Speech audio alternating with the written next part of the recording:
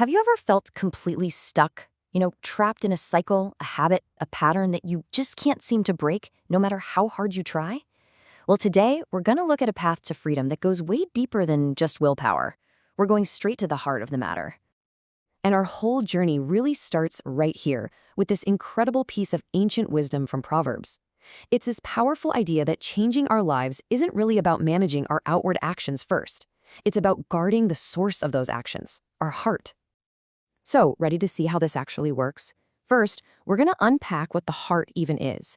Then, we'll look at a totally new way to think about the battle, training instead of just trying. We'll get a super practical tool to map out temptation, figure out a real first step you can take, and then anchor all of it in a hope that literally changes everything. Let's jump in. Okay, so let's start by looking at this from a completely different angle. What if the struggle with addiction isn't just about bad habits or a lack of willpower? What if it's actually a worship problem?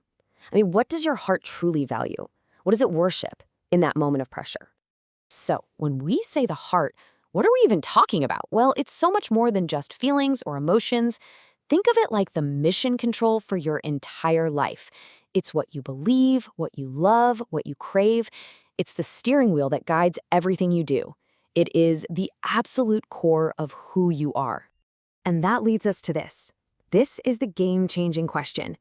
When that craving hits you like a ton of bricks, instead of just asking, how do I stop this? What if you asked, what is my heart believing right now that makes this feel so necessary? That simple shift is the key to unlocking real, lasting change. Now that we're starting to ask the right question, how do we actually answer it? Well, this isn't about just gritting your teeth and trying harder. That's a recipe for burnout. We need a whole new picture for this battle. We need to start thinking about training. Think about it like this. Imagine you're in a gym, and suddenly a 225-pound barbell just appears in front of you. That's your craving. Now, if you've never lifted before, just trying to muscle that thing up is going to end in disaster, right? You'll just hurt yourself. But what if you saw that barbell not as a test of your current strength, but as a sign that it's time to train? Every temptation becomes an opportunity to build a little more spiritual muscle. Any good athlete keeps a training log.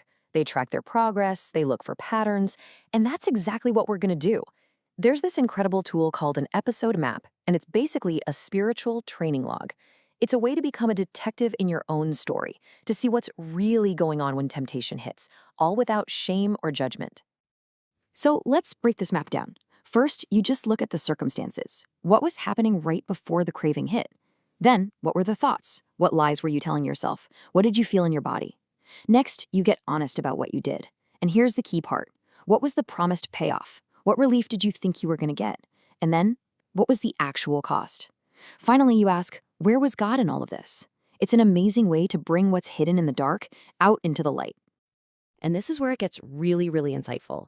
When you use the map, you start to see the patterns underneath. You'll spot your ruling wants, like this desperate, immediate need for comfort or escape.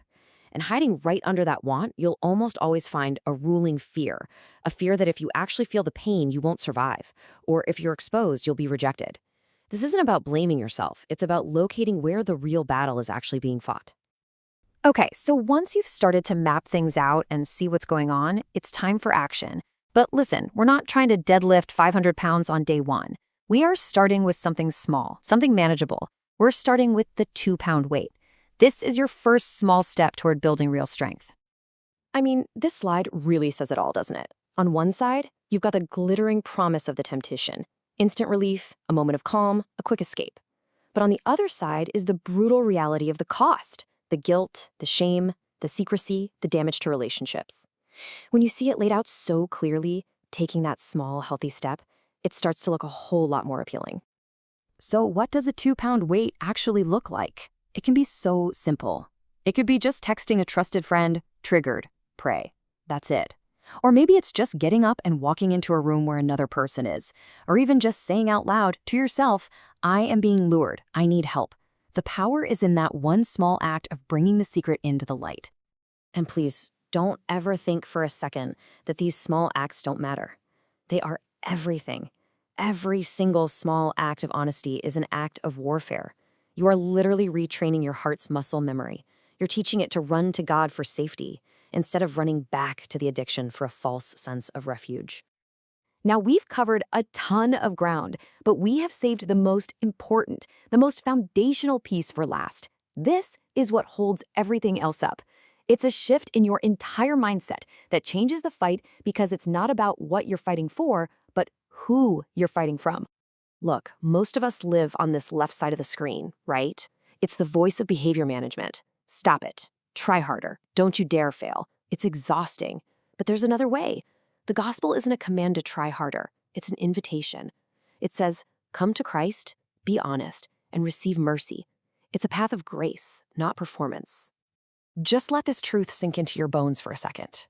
If you are in Christ Jesus, there is now no condemnation. That means you are not fighting to earn God's approval or to avoid his anger. You already have his love. You are already accepted. You get to fight from a place of victory, not for it. And that changes everything. See, your addiction wants to give you your identity. It wants to whisper in your ear that this is who you are, and this is who you'll always be. But that is a profound lie. Your struggle does not define you. In Christ, you have a new name, a new identity, and a new master. The fight is real, for sure, but you're standing on unshakable ground. So what's the big takeaway here? It's this. Your cravings are not in charge. They don't have the final say. God does. And you don't have to have this all figured out by tomorrow. You just have to do the next right thing, the next small step. So I'll just leave you with this one question to think about. What is your next 2-pound rep?